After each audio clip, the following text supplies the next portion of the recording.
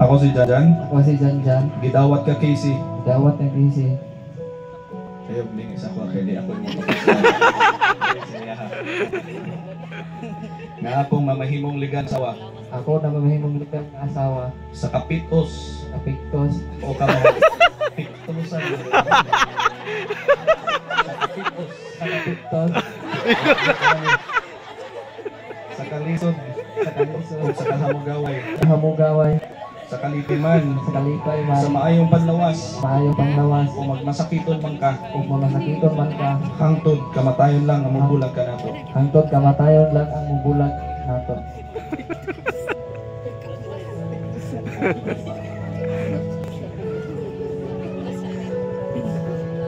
Unity. Ikas kamot. Ikas kamot sa wala.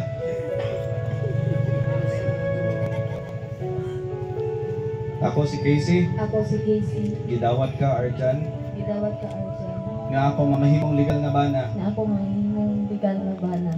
Sa kapitos o kahamugaway. Sa kapitos o mamugaway. Sa kalipay man o sa kalisod. Sa kalipay man o sa kalisod. Sa maayong panlawas o magmasakiton man ka. Sa maayong panglawas o masakiton man. Bisan pagtagaadlaw ka mag-inom. Bisan Hangtod, kamatayon lang ang mubulag ka nato. Hangtod, kamatayan ng bilang ka na. Lingaw eh.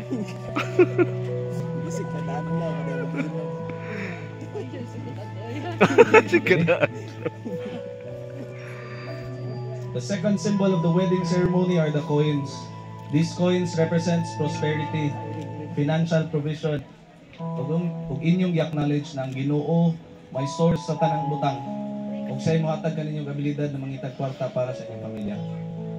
In your wedded life, God will give you blessings. Pero depende na ninyo kung saan pag-amping sa blessings na ihatag diha kaninyo. Bisag unsa pa man kadako ang ihatag sa Ginoo sa inyo ug dili ninyo na ampingan, dali ra kay na mahurot. Pero bisan pagpila ra ihatag sa Ginoo sa inyo ug inyo nang ampingan, dako ug mamahimong mas mudako pa na para sa inyong pamilya. 24 years old and 20 years old. No, mga unsa pa ni Gen Z, siguro mabilong madira. Kani ang akong pinaka-importanteng pahinumdom sa inyo kaning coins. Whenever you see coins or any symbol, kwarta, papel man, coins man, ATM man, bank account man, passbook man, hinumdumin ninyo na dili na sa kwarta. That symbolizes inyong mga responsibilidad sa inyong pamilya. Young as you are, dapat inyo nang kung sa'y tawag na, mo step up mo.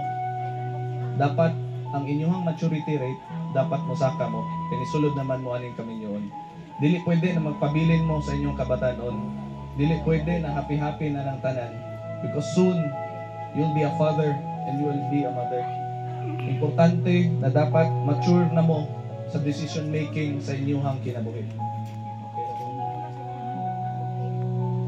Og kasagaran manggod mga batan-on no. Uso kay na sa ato ang mga lingaw-lingaw mga moingon tag unsa ba na karon #deserve. Dagan kay moingon deserve na ko ani, deserve na ko magpagwapa, deserve ba na ko moinom, deserve ba na mo mulaag. Pero karon na mosulod na mo sa kaminyoon,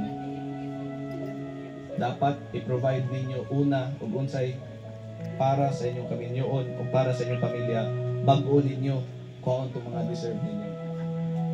I am sure na naana po ipipila ka mga couples na inyong naobserbahan. Inyong habang mga ginikanan, inyong habang mga uyuan, mga ninong ug ninang, mo-agree gyud ni sila na og dili gani ma-handle og tarong ang finances sa pamilya, diha kasagaran magsugod ang problema ug ang away. Muna tarunga gyud ninyong dala kung unsay mga kinahanglan mo yunahon. I know nakabalo na mo anidaan, pero gina-remind, I will constantly remind you na unaha gyud ninyong panginahanglan para di mo maglalis inig abot sa balay. Ug kani pong coins mo po ni nagasimbolo sa inyong mga responsibilidad, sa inyong pagdawat o pag-commit sa inyong responsibilidad. Ikaw bilang bana, o bilang asawa, kamong duha maning kamot. Bana maning kamot ang asawa mo alalay, di ba? Pasabot kung mo alalay ganing asawa, mas dako dapat ang pagpaningkamot sa bana. Ug karon sa simbolismo sa pagdawat nimo sa imong responsibilidad bilang bana, dawaton karon sa asawa ang coins.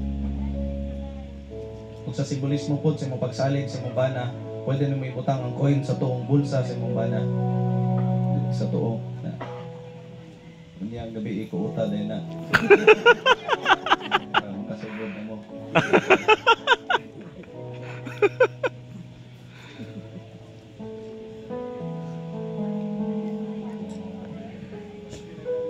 To the wife, to Casey, always acknowledge na si Janjan ang head sa inyong pamilya, na ikaw po willing magpapandong sa iyaha.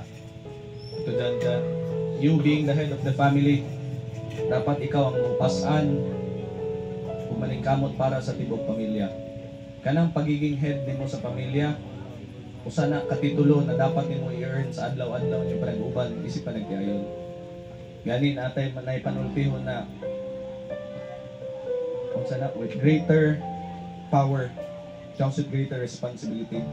Ikaw ang mas naidakong gahom sa inyo, being the head of the family, but with that you also have the bigger responsibility sa inyong panag-uban isip managtiayon. Kung na ikaw gyud dapat modala, mupasan, mutimon sa tibok pamilya. Ang asawa mutuman kung moalalay, kung tan-aw po niyang sakto po ang imong ginabuhat para sa inyong pamilya. Kung di na po gani sakto ang imong ginabuhat, sa way pagduha-duha ay pong katingala na musupak ang imong asawa kay obligasyon po niya na protektahan ang inyong pamilya. But so as long as tarong ang imong ginabuhat, mutuman na gyud ang asawa. And lastly, always remember na dili lang kamong duha. Always remember na naay asawa, naay bana, but God should always be in the center of your relationship. Sama sa akong giingon ganina, dili nato maiwasan na adunay problema na moabot sa inyong pamilya. Whenever the time comes, take a look at these rings, your rings. Kung mapahinumduman mo sa inyong saad o sa inyong gugma sa usa-usa. No? In happiness and in sorrows, in sickness and in health, for richer, for poorer, kamatayon lang ang mabulag kaninyo.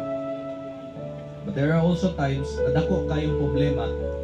Sa kadako sa problema, bisag unsaon yung tan-aw sa inyong mga singsing, dili ninyo na mahinumduman ang inyong saad o inyong gugma sa usa-usa. Tungod kay taas naman kayong garbo o grabe na ang kalagot. Always remember, walay problemang dili kayang sulbaron o musampit ng gid mo sa Ginoo. And before I end this ceremony, tama man, pohon, maglahi naman mo ginyo. You will be living on your own. To build your own home. But always remember, lahi ra gyud ug ang lalaki perting sa ora sa pamilya sa babae. Ug ang babae pod perting sa ora sa pamilya sa lalaki. Bisan pa magnaamoy mga ninong ug mga ninang, no, na masampitan ninyo panahon sa adunay mga problema. But in reality, ug naay problema ug di na ninyo kayang duha, wag yun mo ilaing unang dulan, kundi inyo yung mga ginikanan. Una, hinumdumi na i-maintain yun ninyo ang inyong maayong relationship sa inyong mga ginikanan. Kung bisan pag maglahi mo, always remember that the bigger the family is, the happier it will be. Labi na pagkaiusap o magsinabtanay. And much has been said, with all the words and actions that we've heard, and all of the witnesses who are here with us, your parents, your ninongs and ninangs, your friends and your relatives. Your two lives are now joined as one. Busa, ubos sa gahom sa patakang balaod, nagihatag ka na ako isip mayor sa lungsod sa Compostela. Ako, Mayor Levy Esebdao, nagadeklara na kaninyo, isip legal na managtiayon. Karon akong ipalayla diha kaninyo ug sa atong katilingban ang bagong mga managtiayon na sila Mr. and Mrs. Jean Arjan and Casey Bailosis. John, you may now kiss the bride.